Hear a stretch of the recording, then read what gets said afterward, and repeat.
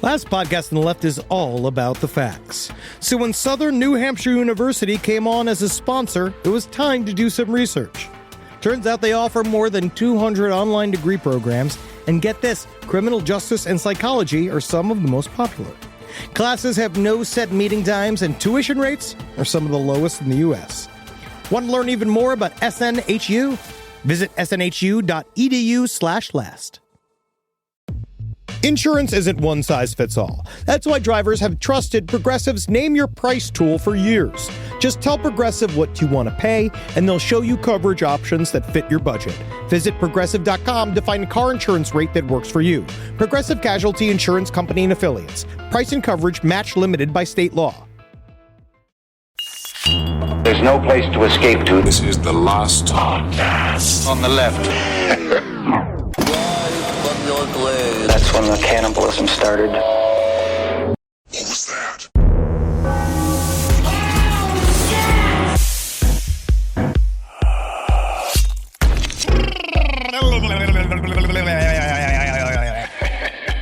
What's it got to be rocks? I'm working on it. We're here. I'm steeped in it. Yeah, we're on the other side of the world. I'm trying to find it again. Would it have to be rocks? What is that? Is that Australian? It's a vibe here. You know what I mean? That's what I'm doing. I'm just trying to capture. But we're not even in Australia yet. We're still in New Zealand. But that's the thing. I'm trying to get more of the New Zealand vibe. New Zealand. Yes, that actually is better, I think. I'm getting there. All right. Yeah, I would say that you're getting there, but Not you're never going to get there. I'm never going to land on the helipad. It's not about that. I feel like no matter if you were great at it or horrible at it, everyone's going to be mad at you no matter what. You're right. And that's the magic of radio. Welcome to the last podcast on the left, ladies and gentlemen. My name is Marcus Parks. I'm here with... oh man, am I not jet lagged? That's for certain. Exhausted Henry Zabrowski and... I just have surprisingly trails. fine Ed Larson. Are Nice. you fine? Yeah. Why? I don't know. I feel like my body's just built differently. Yeah. Yeah, I don't know what it is. Well, it's because you can go to sleep in an instant. You I have choose to go to sleep. Yeah, Yeah. and none of the rest of us have that. Last night, I woke up at like 1:30 and I was like, I should go back to sleep. It's a little early. I went to sleep early. I went to sleep at like 10. And then I woke up again at 4. I was like, I should go back to sleep. My God. And then I woke up again at 7 and I was like, you know what? Back to sleep. One more round. It's incredible that like a giant from a fairy tale, you can just fucking me for eternity. When I met Ed, he was asleep on a giant cart of melons. Yeah. Yeah. He was asleep on it, and chickens were running away from him. Comfortable. Yeah. Well, since we are on the continent, since we're on the other side of the world, we are going to devote the next 2 episodes to Australia, but not as we usually devote episodes to Australia. It's true, because a lot of times when we go out of the country, we're largely fascinated with true crime and kind of what, like, the differences of what you guys all like. What are the fun new crimes? Yeah. That's what I like to see. Yeah. And we kind of had a little plan. It's like, one of the proposed projects that we're going to do Ivan Milat. And we're like, the thing about Ivan Milat is that it's just, you go out in the woods and you don't come back. Yeah. It's a story. We might get to it, but we're like, what's spooky in Australia? You never hear about it. I've never heard anything about it. And then I let my fingers do the walking. Yeah. And then I found out that there is like a whole world of paranormal activity that's happened on these island nations that are extremely specific to this world. Yeah. Not in New Zealand, though. Everyone just, I was talking to our wonderful guest producer, Joe, and everything's just different. It's ghosts are like remembering your family. Yeah, they're like, and they just like kind of give you a hug and like they're like, I hope you're doing well. Oh no! Here even over in Australia, the ghosts are surprisingly friendly. They're more connected to it. Yeah, they're friendly. They're not really violent. Like in America and the UK, you get people thrown across the room. You get people that they get covered in flies. Like here, it's they toss things at you almost in a flirty way. Well, or in a truly and really very interesting examples of what they call the trickster phenomena. Like the idea it's that very trickstery. it's hard to pin it down, and it's in a bunch of different ways, and it's also very confusing. And I think it's also, which is similar to America, which is some of this, especially when it blends more into the high strangeness world, it does seem to affect those that are of a certain substrata of the populace, which is in the Australian terminology, you'd call them bogans. Sure. We call them white trash in America. And they are You out should there. stop saying that word. Is that bad? Before you get us into a fist fight. Is that gonna be? Does that get you to white? That's bad. I will not stick up for you. All No, right. I won't either. I absolutely will not stick up for you. I am not going to say like, you know what he really meant was, I'm going to say, go ahead. I'm going to say I told him not to. I'm the renegade. So, for the next 2 episodes, we're going to be covering stories of Australian poltergeists that span well over a century, from 1887 until 1999.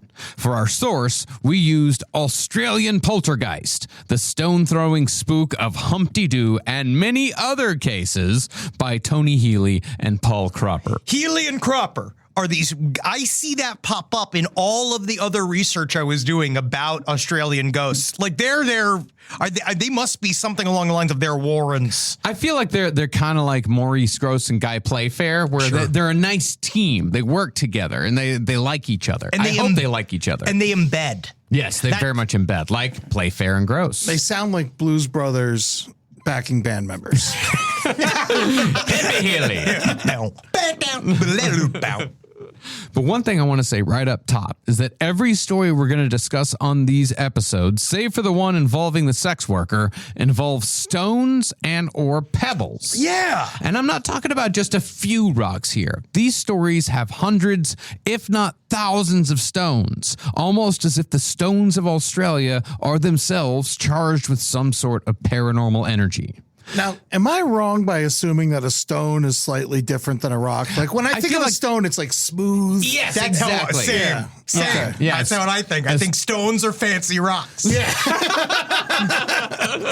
Strangely, though, neither we nor our research assistants could find not only no explanation for this, but not even a question as to why stones were such a central part of so many Australian poltergeist encounters. It's as if Australians never even thought to question why so many of their cases centered around stones. It's bizarre. I honestly wonder if it's just a straight up lack of interest about of just the content in general, just the idea of the paranormal, where they don't and inherently don't necessarily believe it all that much to think about it. But it's weird because every one of the stories involves what they call apports. Yeah. That is like a thing. That's like a term in paranormal work where it's like the idea of something appearing out of nowhere. Think of it in like a poltergeist where shit just kind of falls from the ceiling. Okay, yeah. Yeah, it happens a lot. And then I feel like also we talked with Jeff the Talking Mongoose that was like that. I actually feel weirdly in UK stories, there's a lot of apports. Yes. But it's like normally it's all over the place. It's like keys, like weird objects, personal things. Well, why would they care about ghosts if they like got to deal with all the fucking spiders? Problem, that's the problem. If the birds can kill your family, why are you scared of a rock-throwing ghost?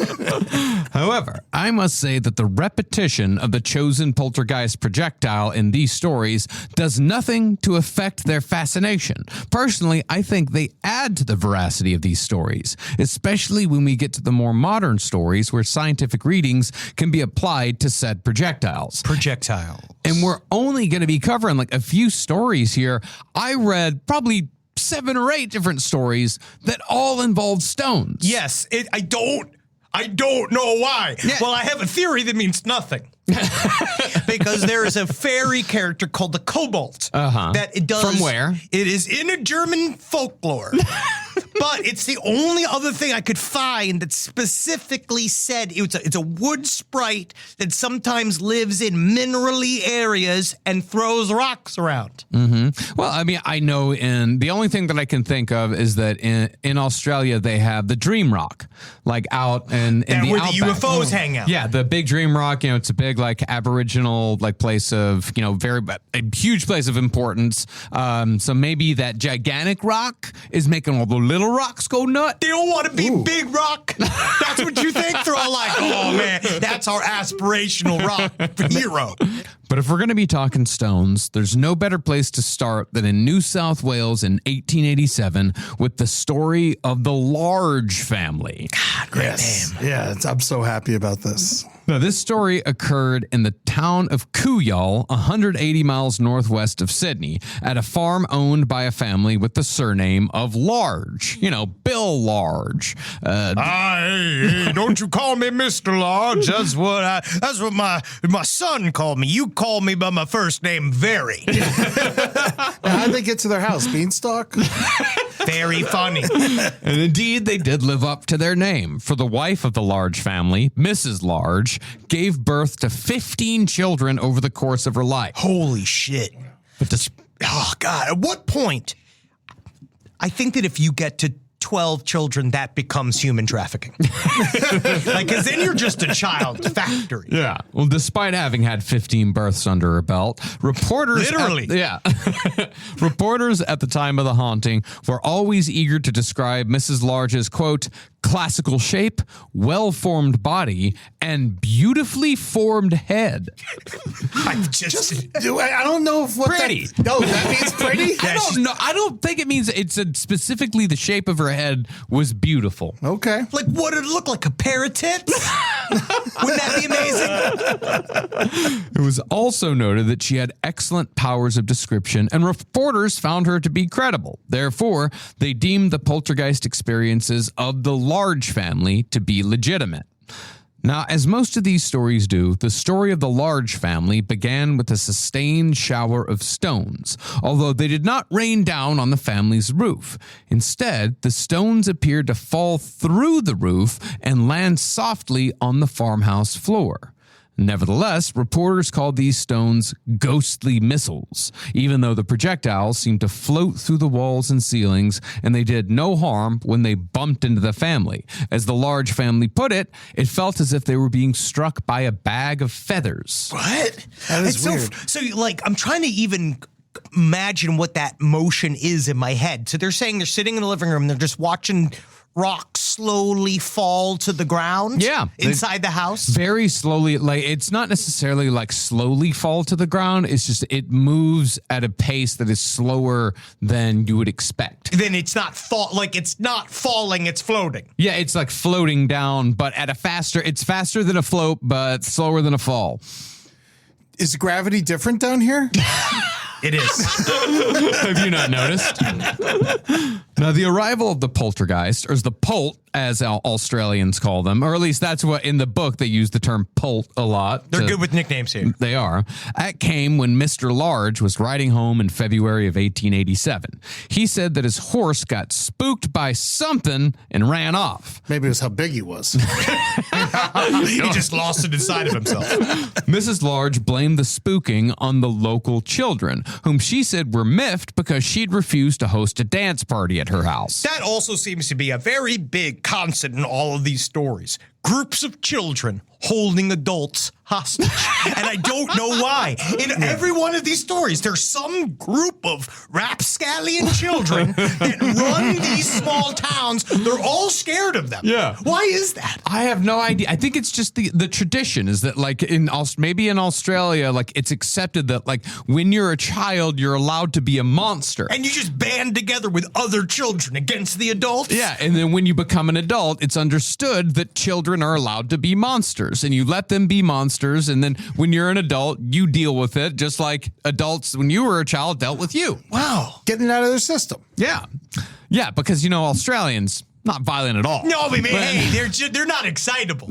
Is what he means. But that same night, stones began to fall through the ceiling, flying in unnatural directions and at odd speeds. Interestingly, from what I can tell, some of the behavior of the stones described by witnesses throughout all these stories closely resembles the movements described during UFO sightings.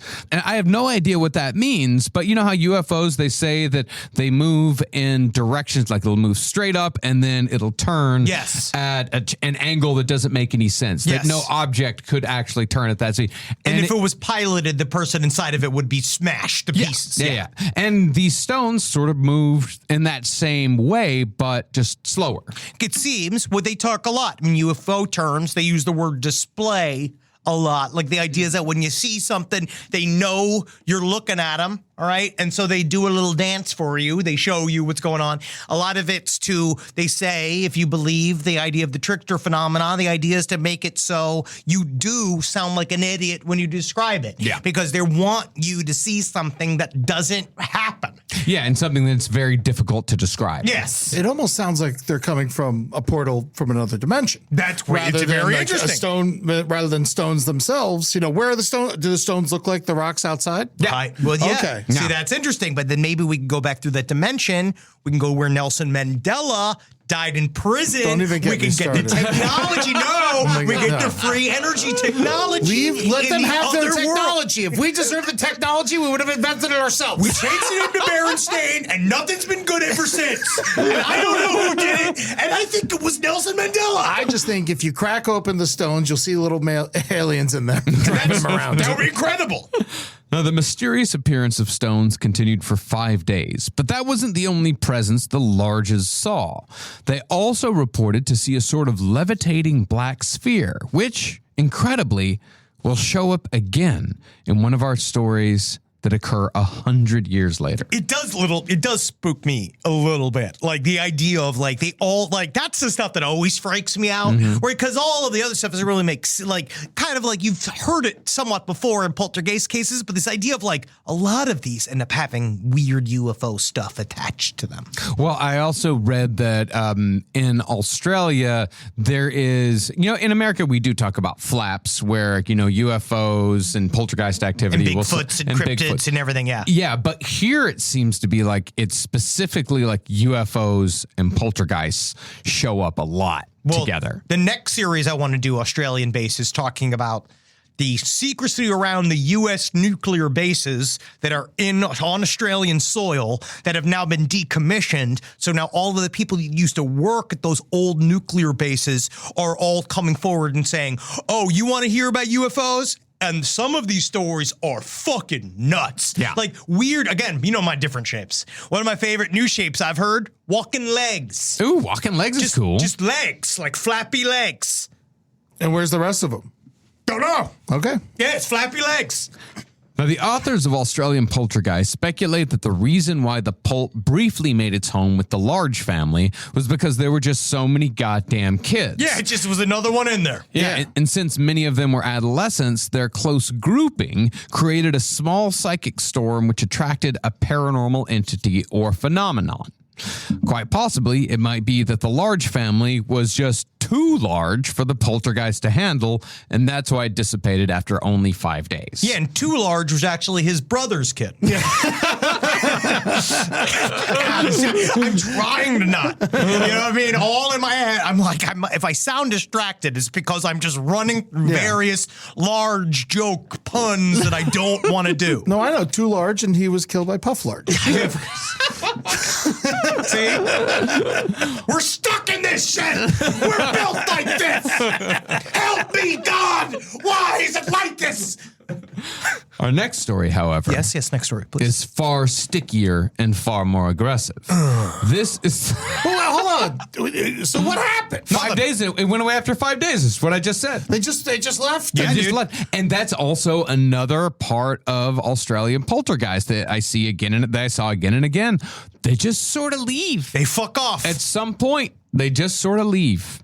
It's not like in America where they bring in the priests and they start screaming and doing. There are some priests that show up later, but they're very lazy. They all remind me of the guy from Dead Alive. Yeah, they are. Yeah, very much like the guy. I think the guy from Dead Alive. That's of course kick ass for the Lord. Yeah, it's of course based here in New Zealand. It's very much like that priest. I love that guy. Yeah. Rise from your grave. This podcast is brought to you by Squarespace. Squarespace is an all-in-one website platform that helps you stand out online. Yes, that's right. You don't have to smash your face with a hammer. You can just start a business. It's got everything you need on Squarespace, from securing your domain to building a professional site and showcasing your work all in one place. Let's say you want to show everybody how you can carve your ribs out of your lower abdomen so that you look more like a Ken doll. That's amazing. You can bring your vision to life with AI-powered design or curated templates, plus flexible editing tools that helps you create something that truly reflects your style, especially if you are somebody that is trying to corrupt the young men of America. That's what Squarespace is really going to help you. Squarespace makes it easy. It makes it easy for you to put all that together, and you just go to Squarespace and do it all. Thanks, Braden. Head to squarespace.com/left for a free trial. And when you're ready to launch, use offer code LEFT to save 10% off your first purchase of a website or domain. Woo-hoo! Woo! Yeah. Woo! Yeehaw! Bang! Bang! Bang! Bang! Bang! Bang! Bang! Man, we got our Omaha steak boxes in today. My Omaha steak box arrived for our personal experience, and I gotta say, just opening it up made me excited. The steam of the dry ice, the gleam of all of the meat products. And you know what it has is one of my favorite things is my selection. It's like, because obviously I love a big steak, Yeah. but they do get the little baby steaks, the little Little sirloins, poppers. those little poppers. You could eat 3 or 4 of them in a go. Feel like if That's steaks were oysters. That's like my favorite because they're good for breakfast. You can do 5 or 6 in a go. Go to Omaha Steaks. This is not even just like, yeah, sure, they gave us meat, and yeah, sure, they pay us money, but honestly, they're really good meat. Yeah, you like fat dogs, and I ain't talking about regular dogs. I'm talking about these hot dogs. Man, those hot dogs, they've been chunky. They are thick as Andre the Giant's fingers. Honestly, I'm like worried about where I'm going to get a bun that can support these thick dogs. I'll show you where to get one. Thank you. Try the Burger Perfection flight at omahasteaks.com today. That's 20 premium steak burgers for just $79.99. Plus, get $35 off with promo code LEFT. That's omahasteaks.com, promo code LEFT for $35 off at checkout. Terms apply. See site for details. Go and get yourself some meat. Summer means freedom. And for adults, summer means work next to freedom. But thanks to Mint Mobile's summer sale, it can almost feel like the work is playtime for the adults. Right now, all of Mint's plans are $15 per month, even unlimited. Free yourself from big wireless and switch to Mint Mobile for high-speed data and coverage on the T-Mobile 5G network. It's so well connected, I could call from anywhere, deep from well within my bunker, where my AI-fueled robots slowly but surely toil for me, but I know for a fact I'm saving money on my phone plan. Or up above, where I'm training all of my giant Amazon female warriors who will fight in bulletproof mesh. Also, honestly, Mint Mobile's really cheap and it's really reliable, so you should use it. To get your new wireless plan for just $15 a month, go to mintmobile.com/LPOTL. That's mintmobile.com/LPOTL. Cut your wireless bill to $15 a month at mintmobile.com/LPOTL. That's it. There's no catch. Upfront payment of $45 per 3 months, $90 for 6 months, or $180 for 12 months. Plan required, $15 per month equivalent. Taxes and fees extra. Initial plan term only. Greater than 50 gigabytes may slow when network is busy. Includes up to 20 gigabyte hotspot. Capable device required. Availability, speed, and coverage varies. See mintmobile.com. Now, this story, the next one, is that of the Guyra Ghost, which occurred in New South Wales in 1921. Now, the Guyra Ghost is one of Australia's most famous poltergeists, a persistent, wall-bashing, stone-throwing entity that tormented a man named William Bowen, his wife, and their children. Particularly, the poltergeist focused its energies on the Bowen's 12-year-old daughter, Minnie. Now, Minnie seemed to be a bit of a Lydia Dietz, as several journalists described her as strange, odd, dark, sullen, peculiar, introspective, and incredibly observant. Maybe they should look in the fucking mirror. It's a fucking 12-year-old girl. Yeah, they're really paying attention to this 12-year-old. She was sultry and sweet. And everything you want. Long legs going all the way up to her ribs. They wrote that she never smiled and had a piercing gaze, but it was also said that many may have had some psychic powers.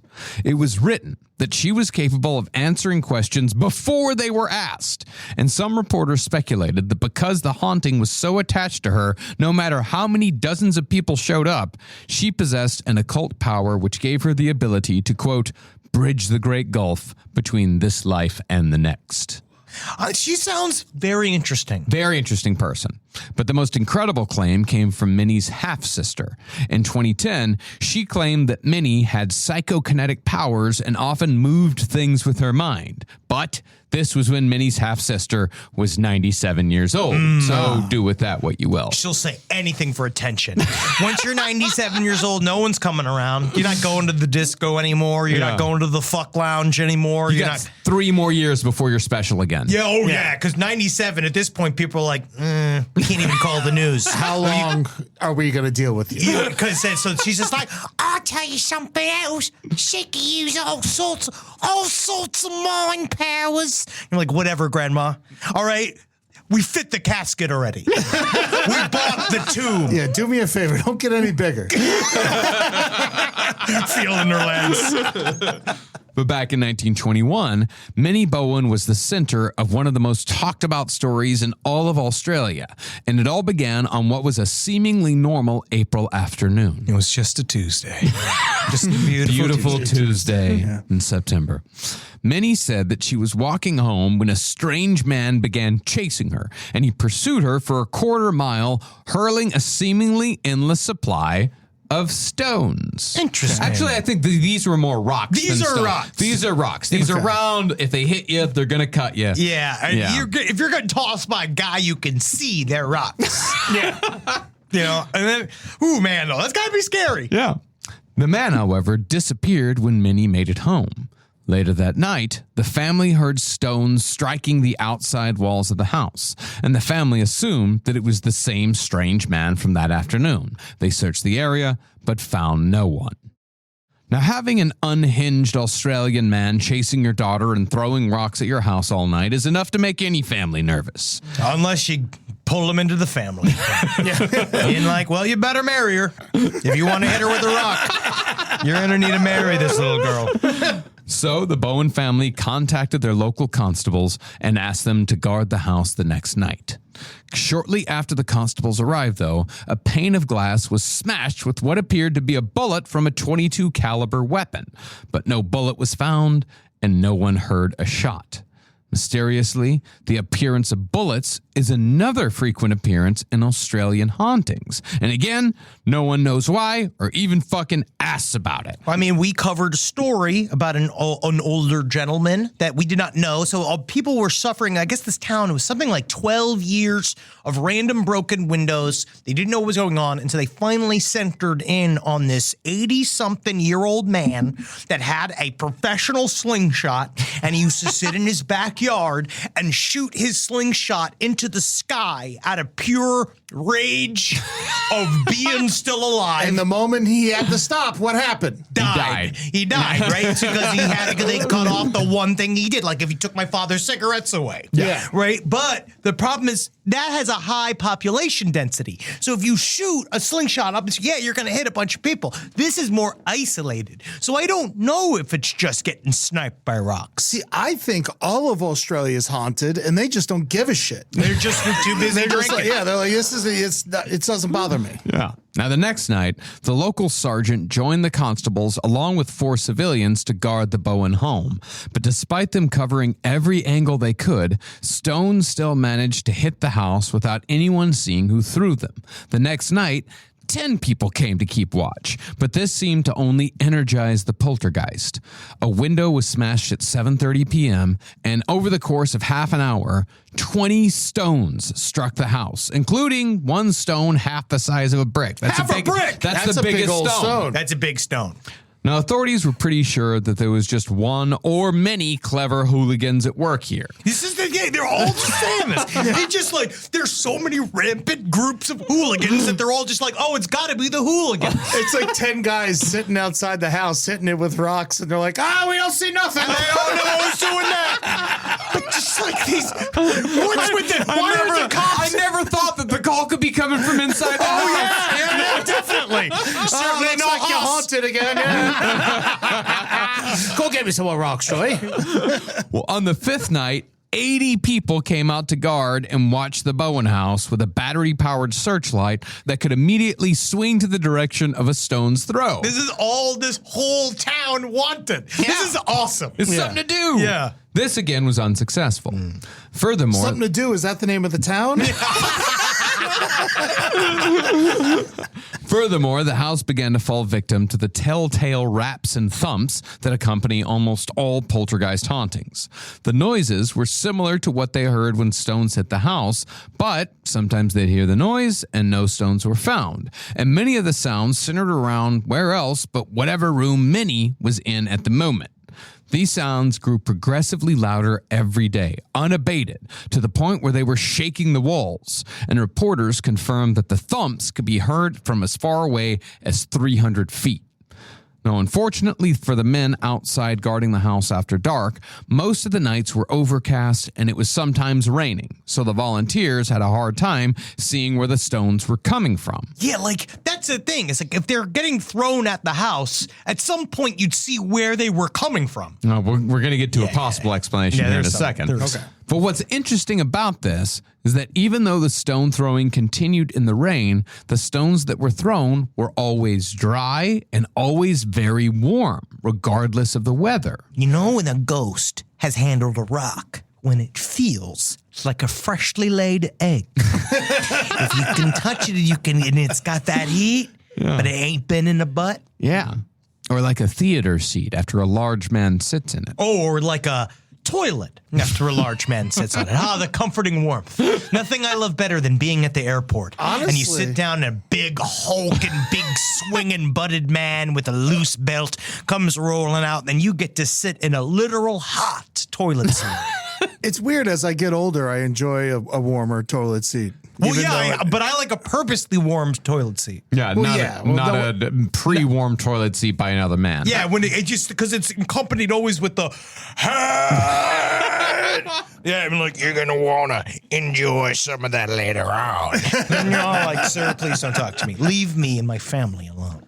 But despite the mysterious temperature of the stone, some police claimed that the stones were being thrown by a group of local larrikins. This is what I'm saying. Yeah. It's an Australian word for a mischievous yet good-hearted little boy. They have a word for a piece of shit child. No, but has a good heart. It's like the Inuits with like 56 words for snow. Yeah. Like they have like the Australians have 56 words for little bastards. For so many tiny evil orphans. honestly, I feel like I was a larrikin. You definitely you were a Very much. larrikin. I think we were all larrikins. Yeah. I was a larrikin in thought. Or a larrikin.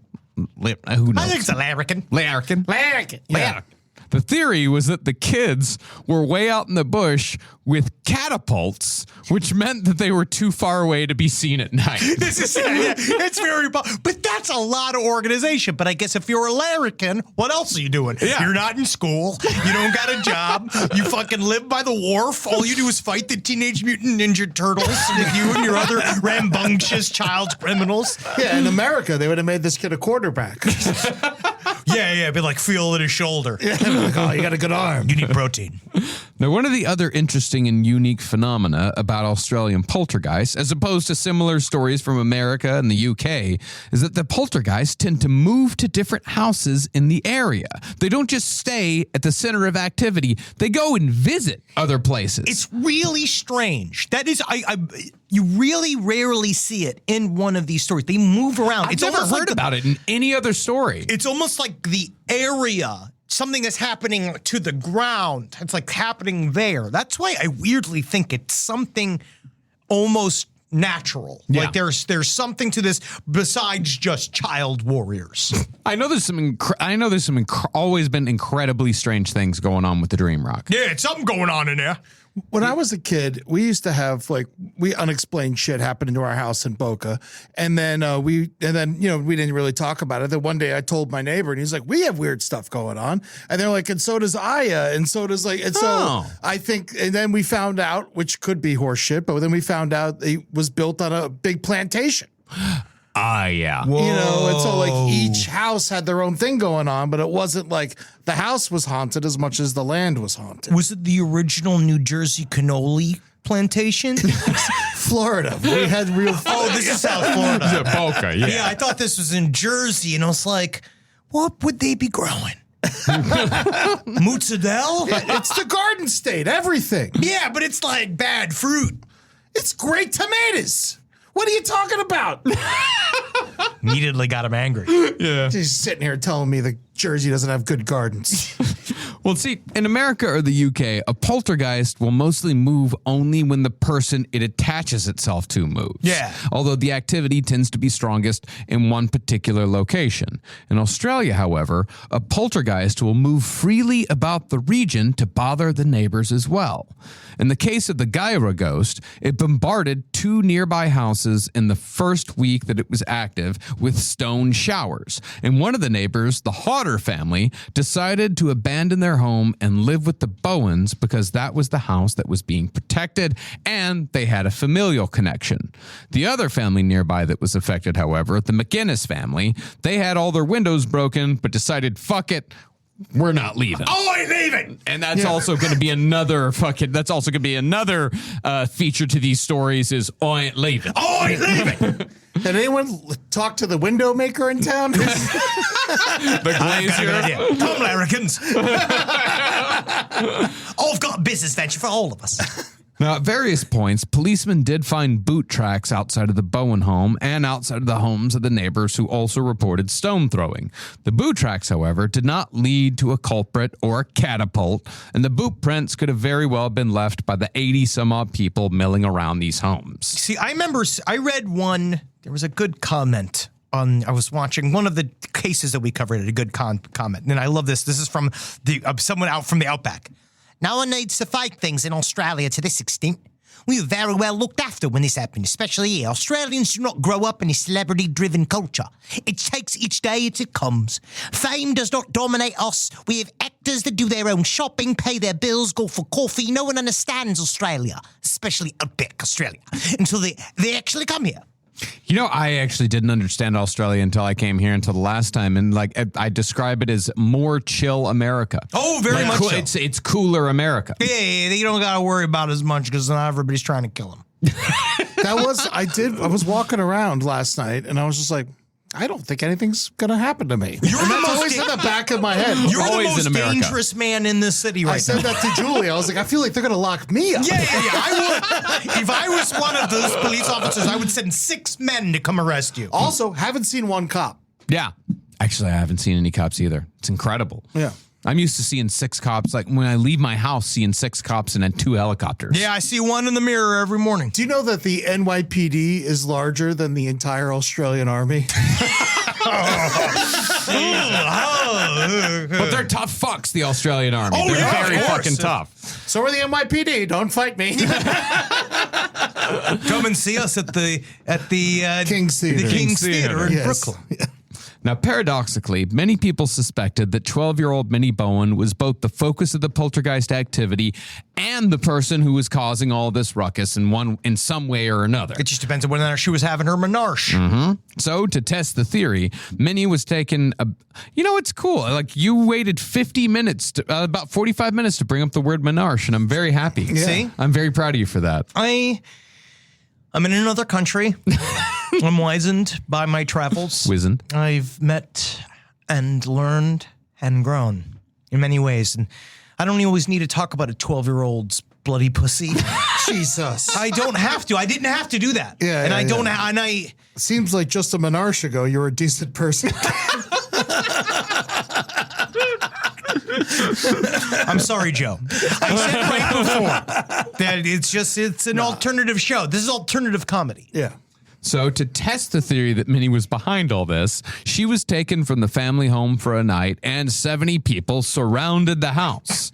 No stones. I love the experiment. Yeah, the experiment's like, get her the fuck out of here. Arrest that. We're going to go again. I'm going to watch the rocks. Man, TV must suck in Australia. Like, this is 1921. Oh, okay. no- So everyone's just doing it. Yeah, this is awesome. Yeah, they don't even have radio, probably. Yeah, no.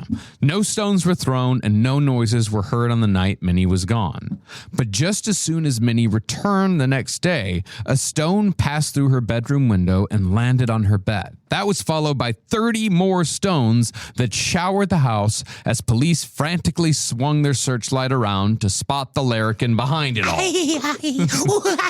That's got to be frightening at this point. Yeah. You're the police. You can't do anything about these ghost larrikins. You are stuck. You're just watching. You're like, these children got to be somewhere out there. And it's like, that's crazy. Why? They're all afraid of the children. Yeah. I don't know if they're afraid of the children. I think they want to catch the children. I think it's a game. It's like a cat and mouse thing. I'm they're terrified of children personally. Yeah. Because they can just do whatever you want to them and you can't beat them up. Nothing. You Yeah. can't do anything. And it's a scam, dude. Yeah, it is. And those kids know it. They know that they can do whatever you want. They can kick you in the nuts. They go, oh, he's a pedophile. Yeah. Oh, he's a pedophile. And then everybody's going to jail. 16-year-olds, there's nothing scarier. No. Nothing in this world scarier. But that's the things that we keep talking about, like how like kind of cute Australia. And this is like, we did Snowtown like 3 months ago. Yeah. That was not cute. That was not, that was horrific. Yeah, that's not cute. Yeah. Catherine Knight, not cute. Not cute in any way. But to further test the theory, the searchlight was left off one night, and it was found that the stones would follow Minnie throughout the house. Instead of focusing on what was going on outside, they focused on what was going on inside. When Minnie entered a room, the walls outside of that room would be bombarded with stones. And when she walked to the next, the stones would follow her. See, I know it's not that, but I just see, every time they're talking about the stones falling around, I just see Charlie Watts just fucking smoking a cigarette with a 12-year-old girl in my hand. Come on, this isn't the recording of Exile on Main Street. Let's not get fucking crazy here. Now, by week 2, a skeptic named Dr. Harris decided that he was going to drive out to Guyra and expose this whole story as a hoax. So he and a group of his friends, fellow skeptics all, surrounded the house all night and at times hung around inside the house and watched the Bowens sleep. Go to sleep. Go to sleep. Go to sleep. I'm so skeptical of you. Sleep now. I can tell your eyeballs aren't moving inside of your little skulls. That's how I know you're dreaming.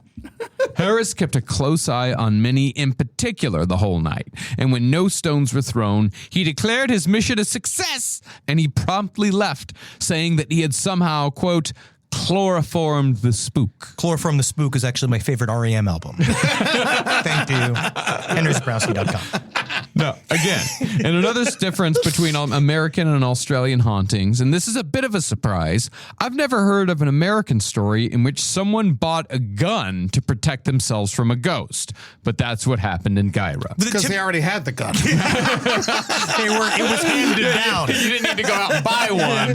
It's in your house. Yeah, this is my ghost gun. This is my dog gun. This is my cup gun. This is my wife gun. This is my me gun. You're the last one they'll ever use. 2 weeks after Minnie was chased by that mysterious man, a neighbor got herself so worked up that she bought a revolver and kept the loaded weapon on a shelf where her 2 young children could easily reach it. I think she wanted it to be like an easy reach as well, but you know, when your 5-year-old could reach it. Well, I think, it sounds like that was what you wanted. She's like, in case you need the gun, here's the gun. You can use it anytime. The bullets are in it. Yeah. Only shoot ghosts. Yeah. It's just like, all right, mommy. Which is like the worst thing the larrikins need is to get armed. Yeah. Because then all of a sudden he's going to take the gun. He's going to give it to the larrikins, and now they got a gun. Nah, he just used it to shoot his sister in the face. Wow. But she lived. Hey! She's not going to be a model anytime soon, but she lived. Well, as far as the mother went, she became ill soon afterward, which is attributed to a bad case of the nerves. As far as William Bowen went, he developed a habit of running outside and firing his gun in the air several times whenever the stone throwing or the knocking started, presumably to chase away the larrikins, but it never once worked. Because I feel like if you're shooting guns at a larrikin, they're gonna stop with the funs and games. But he's only shooting in the air. And look, there's no tittering. Then the bullets are gonna come back down on the house, and they're gonna think it's stone. But you think a larrikin at some point wants to credit? Like, they want to be known. I think a larrikin is not going to just do I this. feel like a larrikin does it for the love of the game. Oh yeah, they take it to the grave. I guess so, but then a larrikin eventually becomes an adult. Now, at one point, it did seem like someone came up with a solution, even if it was temporary. This is the weirdest part of the story.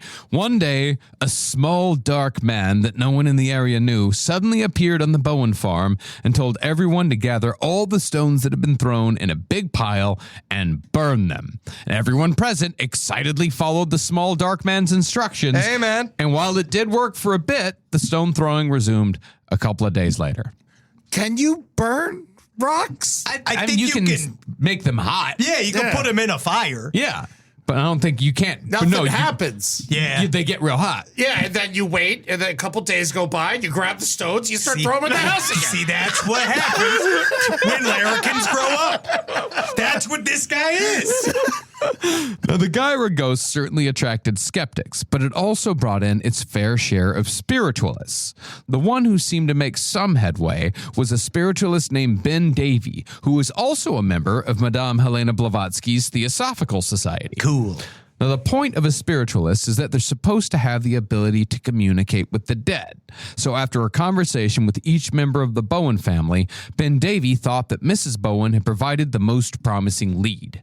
Davy discovered that Mrs. Bowen's daughter from a previous marriage, 21-year-old May Hodder, had died the previous January from a congenital heart defect, leaving behind an infant son named Clifford, who was now 18 months old. You never hear of an infant named Clifford anymore. You really don't? Yeah, like Cliff. I haven't seen a Clifford. I haven't seen a Rodney in so long. Rodneys are great, but they're all larrikins. All Rodneys are A larrikins. 6-year-old Rodney is Watch gonna on him. hold you Stay at away knife from my point. daughter. Yeah.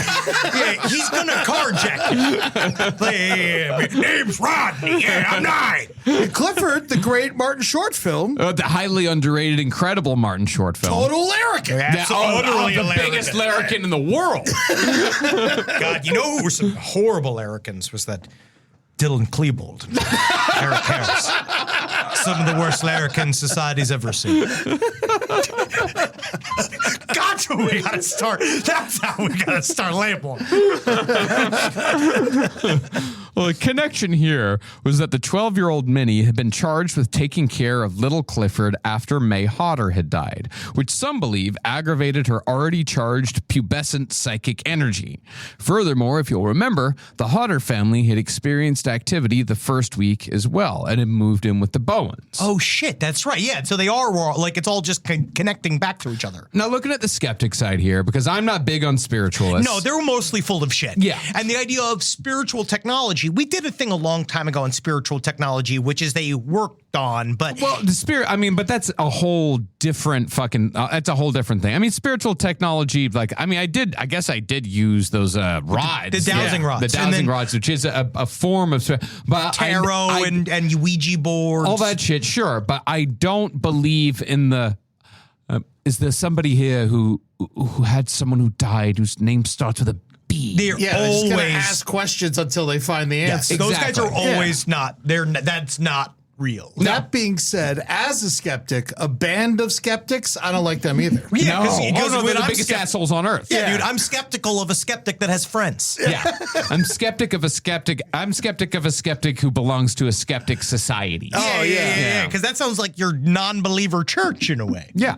Well, it could be that when the Hodders moved in, they introduced the idea that the ghost may be that of May Hodder. And Mrs. Bowen was led to this conclusion by the spiritualist because that's just what spiritualists do. And they create a narrative. They Yeah. believe that this makes sense. But, you know, when it comes down to it, I actually just read a really interesting article from 1972 called Are Poltergeists Living or Are They Dead? And a lot of their work really just shows it's extremely different than a quote-unquote intelligent haunting or a residual haunting. It's something else entirely, which I still think is human-based. Yeah. Well, that's the thing, is that spiritualists tend to create scenarios that are a little too good to be true. Yes. And they give temporary relief at best. Because that's what it is. It's emotional closure is what they're trying to give you. Yeah, they're trying to give it, but it's also you're trying to bypass like processing grief, and it don't work. Yeah, being like you feel don't better be sad. you feel better for like 3 or 4 days, and then you feel fucking horrible again. Yeah, and they have no life skills and got to make money somehow. Yeah. That's the goal once I become a pet psychic. That was what I've always wanted to do. Set up a little pet psychic shop. Be like, this cat is racist. Ma'am, you're going to have to get rid of this cat. You're going to have to euthanize him. He just said Hail Hitler. I know it sounded like a meow. Rise from your grave. Last Podcast on the Left is excited to collaborate with Audible. Audible has a massive range of ad-free crime fiction, nonfiction, and true crime podcasts. You know, there's so many things you could do while you're listening to an audiobook. You can clean up your own personal crime scene. And that's easy to do, and you can learn it all from books. Some people also listen to audiobooks to go to sleep. But you could check out podcasts like This American Life, titles from true crime greats like Michael Connelly and Agatha Christie, and Audible originals like Dr. Death, The Cowboy. You can find whatever you're looking for on Audible. Plus, you can multitask while you do it. Find your next mystery on Audible. Audible. Stories that speak to you. New members can start listening with a 30-day free trial at audible.com/left. Most of us picked a bank at 16 and never looked back. Sound familiar? That's where Chime comes in. They're not like traditional old banks who charge fees and gatekeep perks and rewards.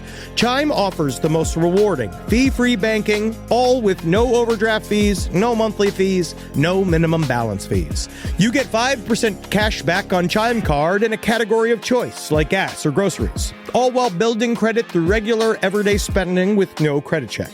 And you can also grow your money faster with a savings rate that's 9 times the national average.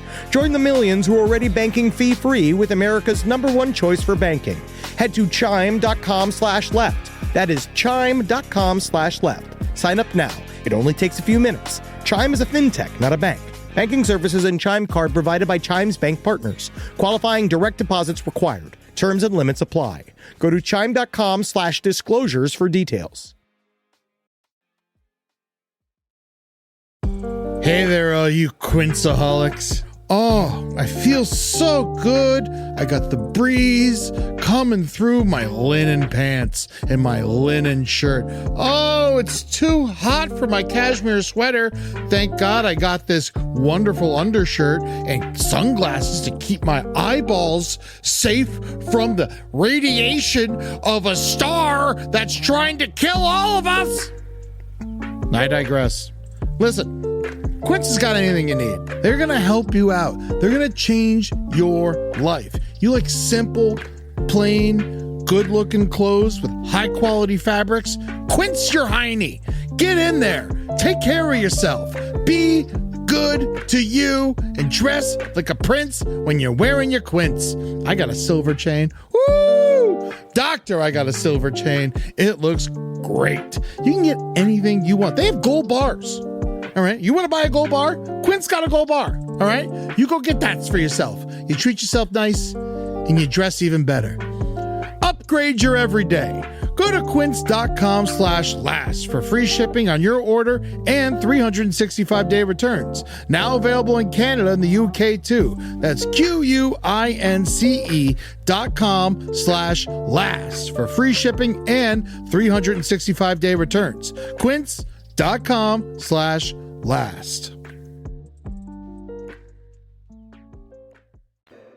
Now, on the night that the spiritualist was supposed to make contact, 50 people were guarding the Bowen house. So there's a big crowd.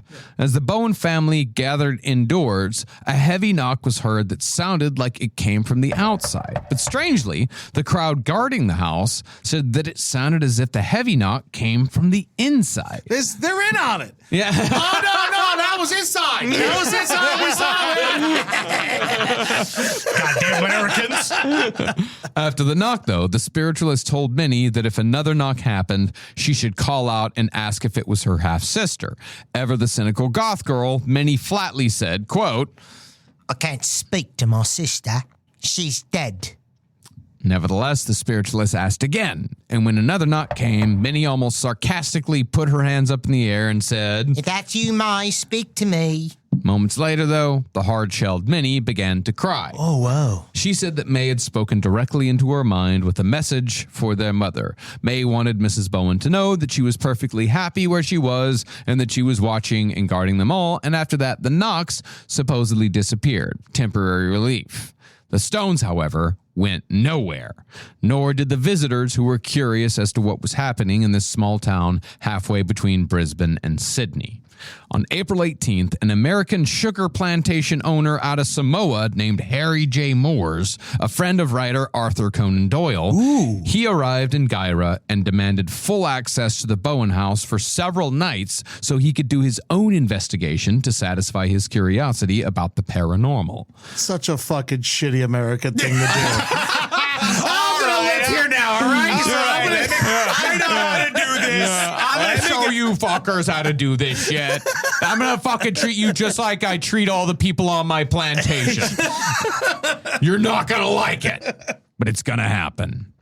Once he arrived, he and his assistants had portions of the Bowen's roof removed so they could keep watch on all the activities within the house from above. Fuck this place. Get rid of the roof. Get rid of the kitchen. I'm shitting in the living room. They also set up an elaborate system of traps to detect hoaxers, but none of our sources outline what those elaborate traps were. I would dig a hole, put a blanket over it.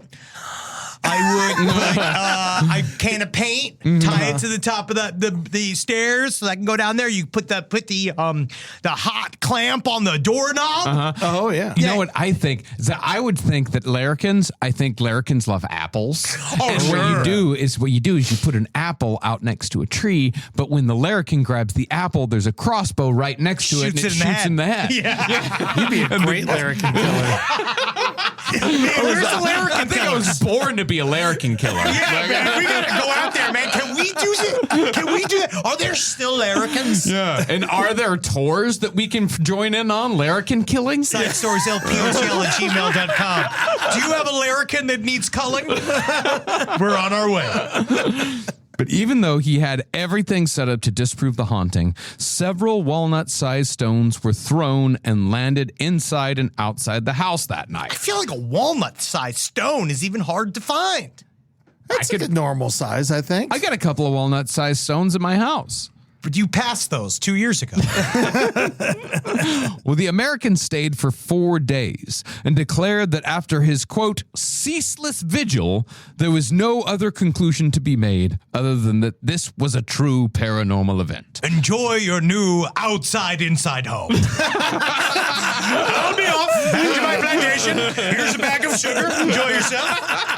All right. Oh, you're going to want to have an umbrella. Because there's no roof anymore. You know when they say that umbrellas inside are unlucky? Well, your whole life's unlucky. It's not an umbrella if there's no roof. It's a roof.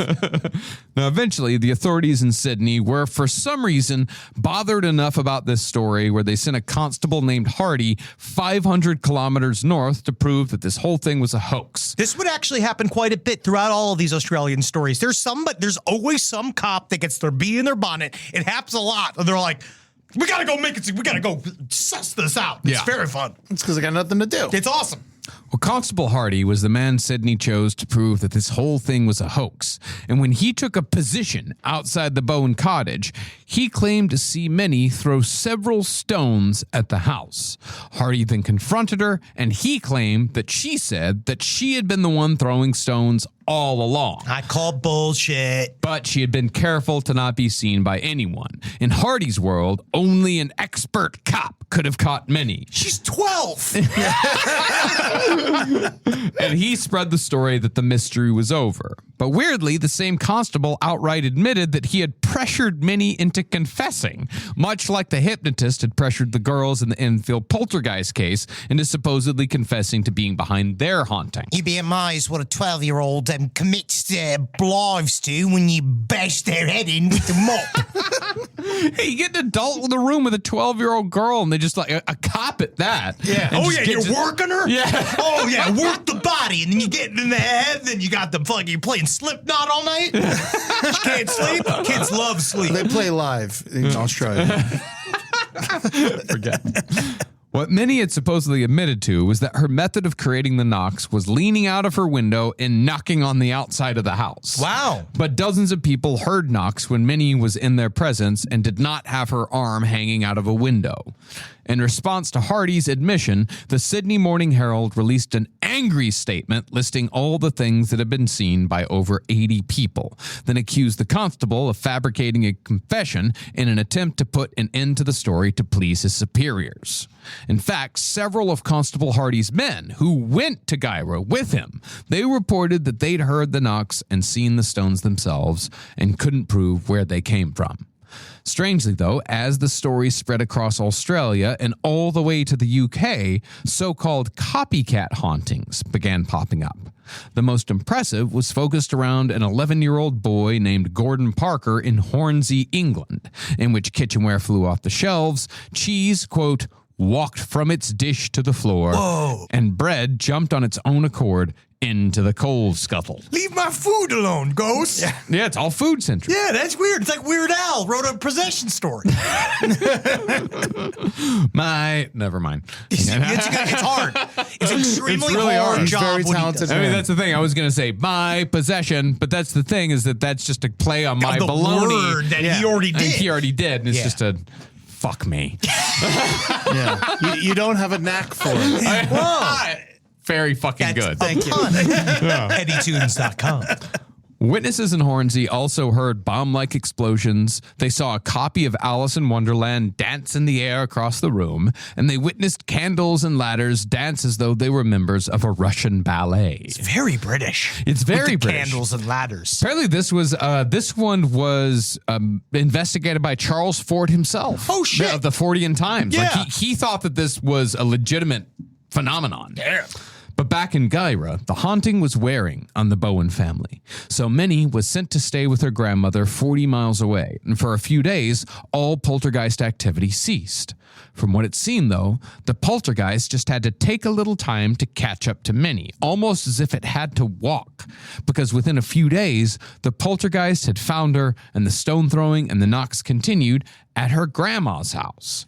Some of the knocks shook the walls hard enough that tchotchkes fell from the cupboards, and later a neighbor slammed his full weight into the wall on the other side of the cupboard, but could not create enough force to even rattle any object. He's fucking God. Okay, here's what I'm going to do. I'm going to run in the walls as hard as I can. And we're going to see if any tchotchkes fall down. All right. 1, 2, 3. Tony, we don't need this. I'm going to try again. No, Tony, please, for the love of God, stop it, all right? Tony, oh my God, Tony, I'm hurt. you did it to yourself. I'm hurt. I told you to stop. Oh, no. All right, one more try. No, Tony, for the love of God, you gotta go back to work. You're a scientist. They need you in the lab. 1. Unbelievable. It's again, these are ghost pros. Yeah, they really are. I'll bet I could do it. But what was most strange about all this is that the activity at Minnie's grandmother's house stopped on May 11th, and Minnie was sent home a few days later. Wow. The poltergeist didn't follow Minnie back, and it was all fucking over. It just ended. Yeah. As far as what happened to Minnie Bowen, she gained a reputation as a strange, dark-eyed, haunted person, much like Janet Hodgson from the Enfield Poltergeist. She was also shattered by what fucking happened to her. But Minnie Bowen, she lived until 1989 when she was tragically run over and decapitated by a car. Jesus! Damn! That's like Jane Mansfield. Yeah, just like Jane Mansfield. Now, as far as how many chihuahuas were in the car? I mean, I don't know. I don't think they got to Australia. I'm looking at. blown away by that. Yeah, I love this. So what was she in her 80s? Yeah. Yeah, dude. Look, she actually was very mysterious. And if you're looking at I'm looking at pictures from the newspaper at the time because they have her father is there with it. Man, he's got a big hat. And he's also posing with his gun. Yeah. He's proud. Now, as far as what actually happened in Guyra, it's often been argued that it was just some sort of local vendetta against the Bowen family. There was larrikins. But there is no narrative, evidence, or history that would make this plausible. No one had a problem with the Bowens. My only thing with groups of larrikins is that I just feel like they'd leave traces behind. Yeah. Like candy bar wrappers, skateboard wheels. Fish heads. Yeah. That's why fish heads. I was going to say fish heads. Like, why do I think about them with a bunch of weird fish skeletons? I just go to Tom Sawyer Huck Finn. Yeah. Well, another possible explanation was that Minnie, a 12-year-old raising her recently dead half-sister's 18-month-old son, she was just angry, and she put on the 2-month-long Poltergeist show as a way to regain control over her life and have someone else take care of the baby for a while. But it was just, I mean, this was just way too coordinated and way too insane for one 12-year-old girl to pull off without 80 people noticing. I feel like the same thing with the Enfield Poltergeist. It's very similar in that way, where it's just too coordinated. It's too sophisticated a scam for a child to do. And every time that the girls tried faking something, it was in obvious. Enfield, they were caught immediately. Yes. It was just so obvious. But the problem is, like we'll see with the next episode too, is how often these people show up to catch what is an essentially uncatchable phenomena. Yeah. And so they're desperate to prove it's real, so they fake it when the experts show up to get them to pay attention to it, and then the whole thing's busted. Yep. But tellingly, in the weeks, months, and years following the Guyra Ghost story, quite a few people tried recreating the kind of poltergeist activity that centered around Minnie by throwing stones at people's houses. I do it myself. It's the same thing. All you gotta do is run as fast as you can. Tony, we don't need any more proof that it can happen. One. Tony, you're broken beyond repair. Most were caught and fined. One young man in Brisbane got away with it for weeks before he was caught. But to give you an idea of how much this story caught the imagination of the Australian people, an arsonist in Sydney, 500 kilometers away, set 7 fires in one day and several more in the days following. And both the public and police were quick to blame the Guyra Ghost.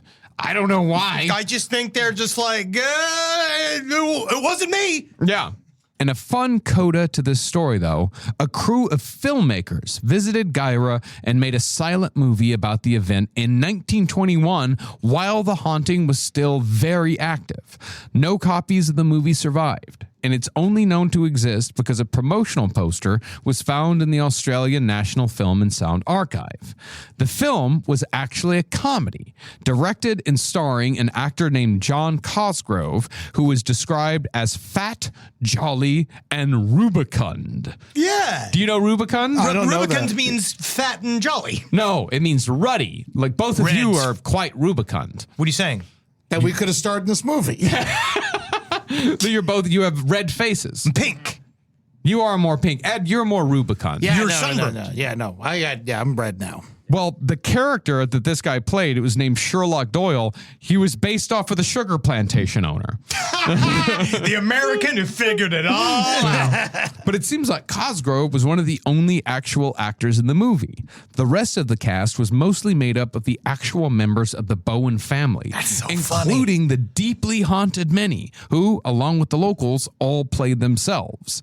Cosgrove actually asked William Bowen if he could film him throwing a stone, but Minnie's father refused. He rightly believed that if people saw him throwing a stone, they would assume that the whole thing had been a hoax, and that was the last thing he wanted.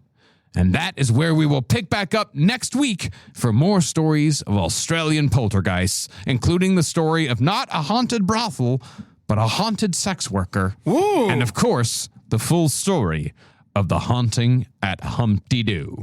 Man, we going to be spending a lot of time at the do. You are so excited about Humpty Doo. He just likes the name. You've Of been course.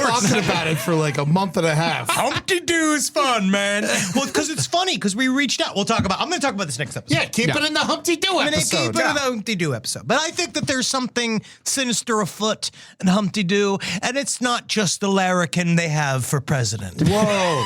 I think Humpty that Doo has their own president? Yes. It's a child with a giant lollipop and a length of chain that he used to beat people with. But he's won the popular vote 9 times since he was 4. You know, I think Australia did have a prime minister once who drowned and like nobody gave a shit. They just like replaced him. Don't they have like one now? Like there's guy that he drinks a lot, right? Well, he's prime minister. I love that. Yeah. Is he friendly? Is there a guy who drinks big beers? I know nothing. You know what I mean?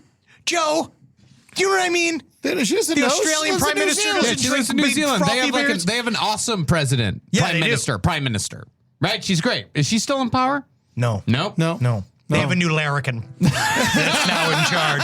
It's an 11-year-old. They've got a spiked hat. It's got 2 roller skates with guns on them. I'm sorry, we're American. We've been very distracted for many years. There's a lot going on. There's a lot going on. Well, thank you, Marcus. Good work. Oh, thank you, Henry. And Eddie, thank you.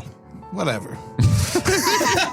Go and check out our Patreon, patreon.com/lastpodcast on the left to see video episodes Of this. We are filming this as well, so you can see our grimy, jet-lagged faces. You can go look at it on the Patreon. And we got twitch.tv/LPNTV. We're not there. No. But I will say, apparently, they are organizing something. Yeah, they're doing a little thing. Holden is organizing a thing he's calling it LPN Funhouse. Mm-hmm. It's going to be on August 13th. It's specifically for us not being there. So the daddies are away. Wow. So the larrikins will play. And so they are down there. So there's going to be a show August 13th on the LPN TV Twitch stream that's going to be very unique and maybe difficult. All right. Yeah, and I'm excited for it. All right. Well, let's look forward to that. LastPodcastOnTheLeft.com. Buy tickets. We're in Australia. Right now we're in New Zealand. By the time this comes out, we will be done with our show in New Zealand. So just know we are in Australia. Come and check us out. Come see us. Perth, there's still tickets. Humpty Doo. Yeah, Sydney and Melbourne and all kinds of places. Really good work. And Brisbane. Yep. And Adelaide. And Adelaide. I love Adelaide. I do. Adelaide's a great fucking town. Well, hail Satan. We'll see you soon. Hell, Geen. Hail Larrikins. Yeah, fucking every single one of them. I just want to be around them. I guarantee our next fucking show is just going to be a bunch of fucking horrible throwing children rocks at throwing us. rocks Yeah, at us. yeah, kids with fucking spinny hats and evil freckled grins.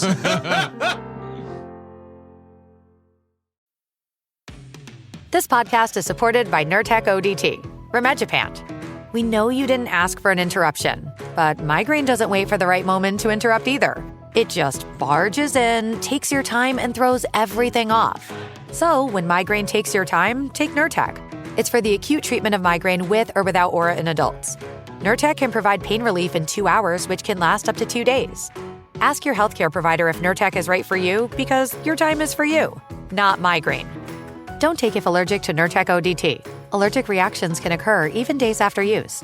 Get help right away for trouble breathing, rash, swelling of face, mouth, tongue, or throat. High blood pressure and Raynaud syndrome can occur. Get help for high blood pressure, numbness, coolness, pain, or color changes in fingers and toes. Common side effect is nausea. For full prescribing information, call 1-833-4-NURTEC or visit Nurtec.com. All right, back to your podcast, playlist, or whatever's keeping you going today. Wendy's believes summer should be more fun and less expensive, which is why, for a limited time, they're making their small classic Frosty just $1. Because let's be real, summer and Frosty just go together. So come on down and celebrate $1 Frosty summer at Wendy's with a hot deal on your favorite cool summer treat. But this deal melts away when summer does, so get it while it's hot. Or, cold. Limited time only at participating U.S. Wendy's.